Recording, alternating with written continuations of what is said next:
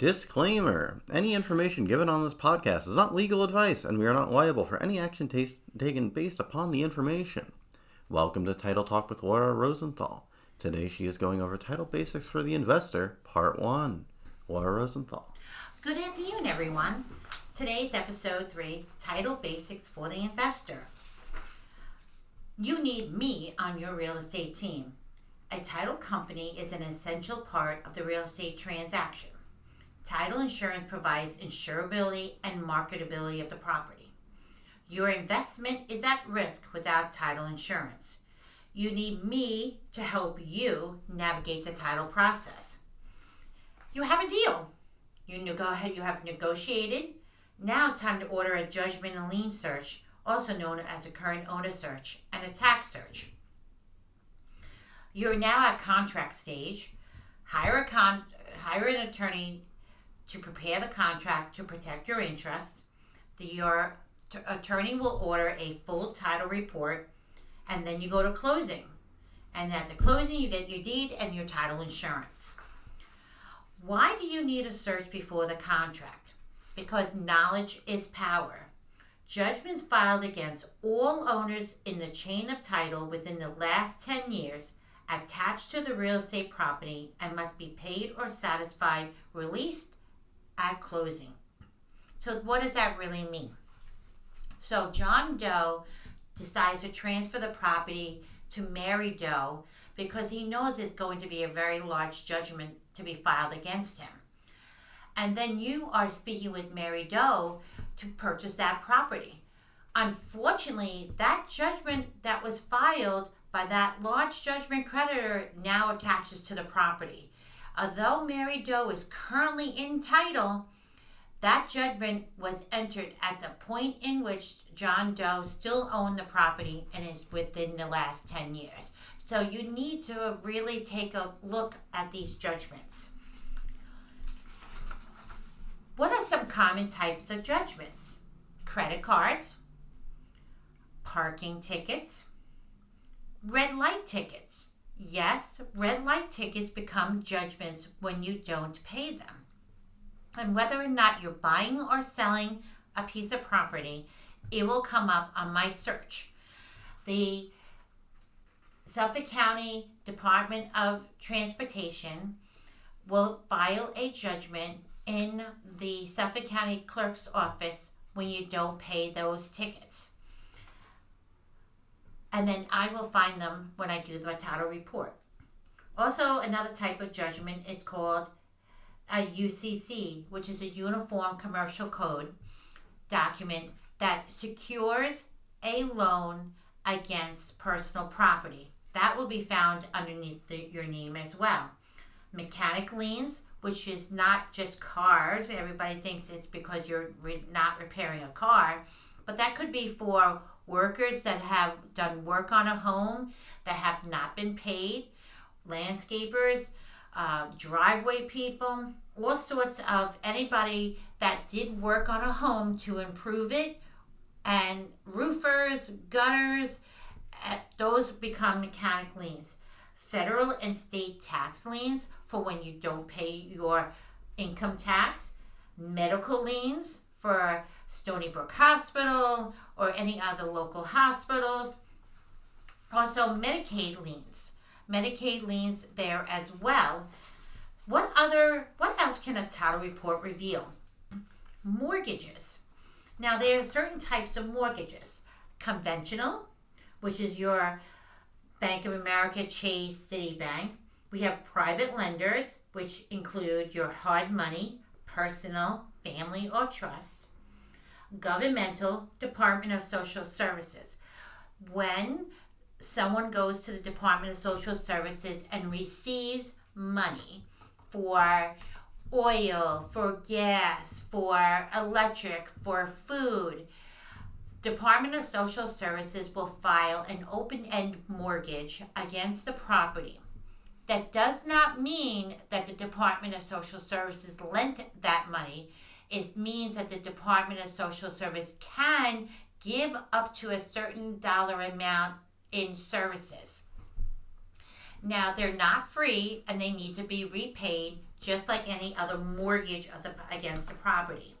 There are also another type of governmental loan. It's called from the Department of Veterans Administration, your VA loans. And you got to be careful about some types of down payment assistance loans based upon the mortgage terms. If the homeowner will be selling the property within 10 or a 15-year period, a percentage of that down payment assistance will need to be repaid at the closing table. Some down payment assistance is in the form of a grant. Grant monies do not need to be repaid.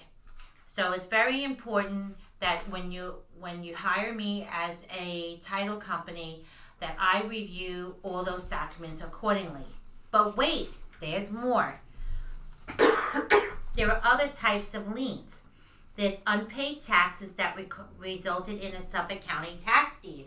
Oh no, the homeowner doesn't own the property.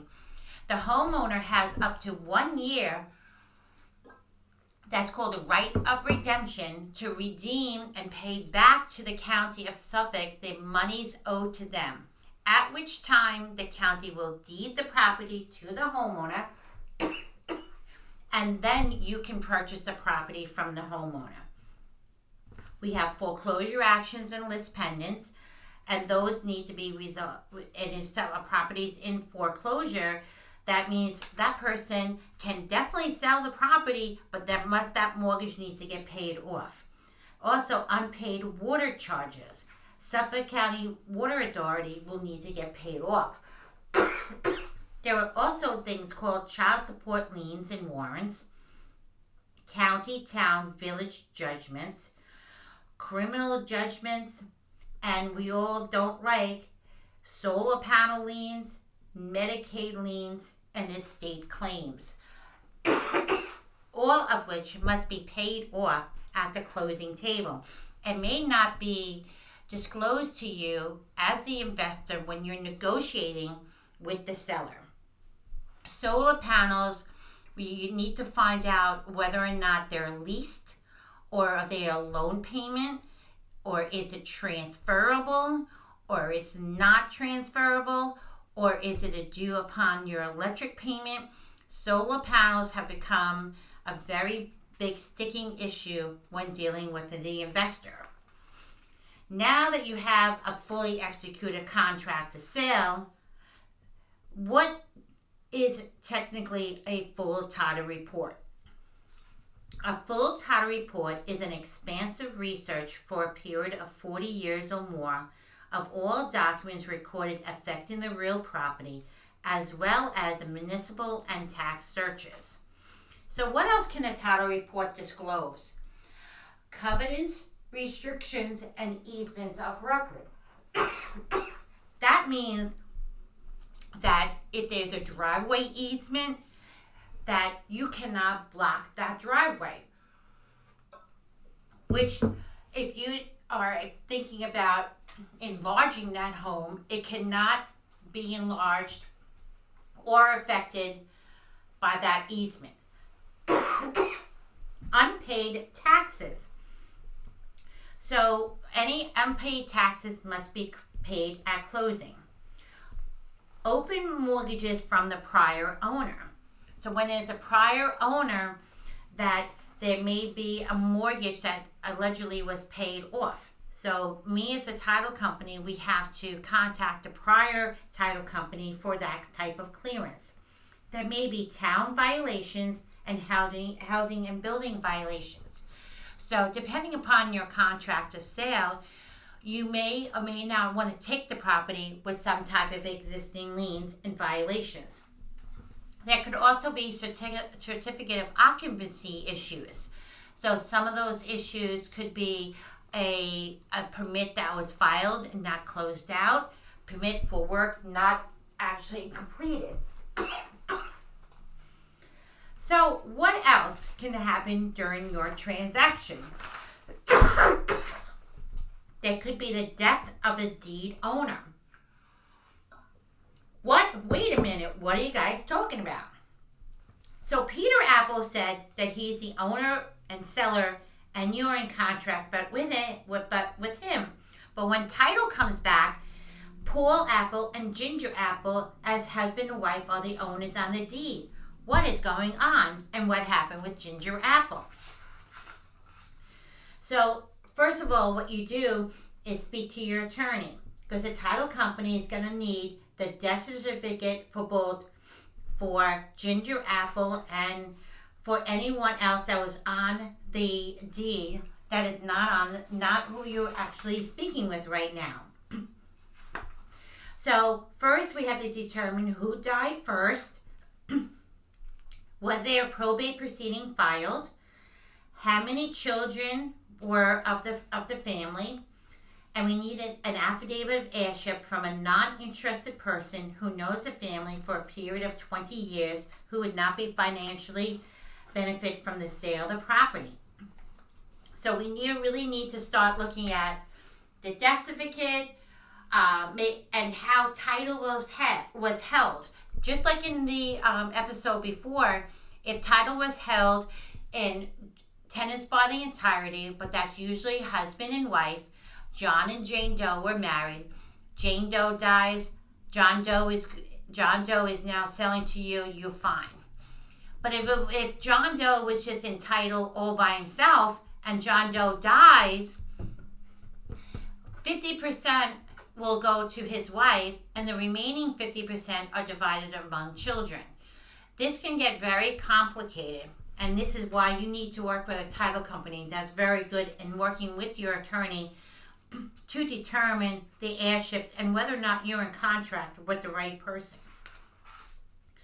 Well, let's see. Good news is now everybody's on board. The title has been cleared, and the title company will run again anybody else's search name, that anybody else that is involved with the property.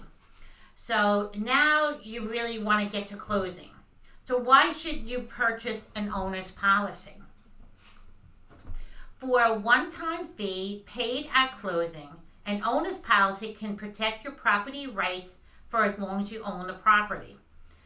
Title insurance protects the owner of the property against future claims for any unknown defects in the title to the property at time of closing.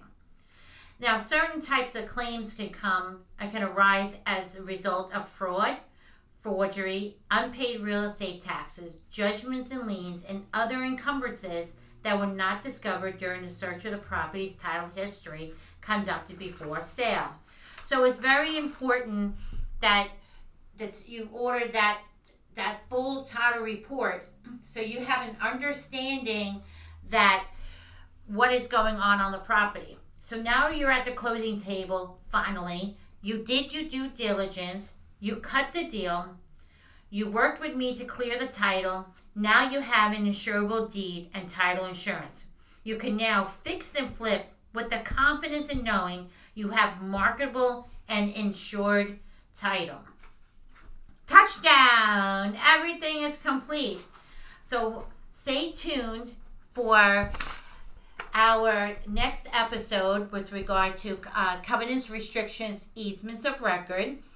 And this concludes my podcast for this episode. Please tune in next week for more Title Talk with Lora Rosenthal. Thank you very much for tuning in. Our podcast can be found on our website or your streaming platform of choice.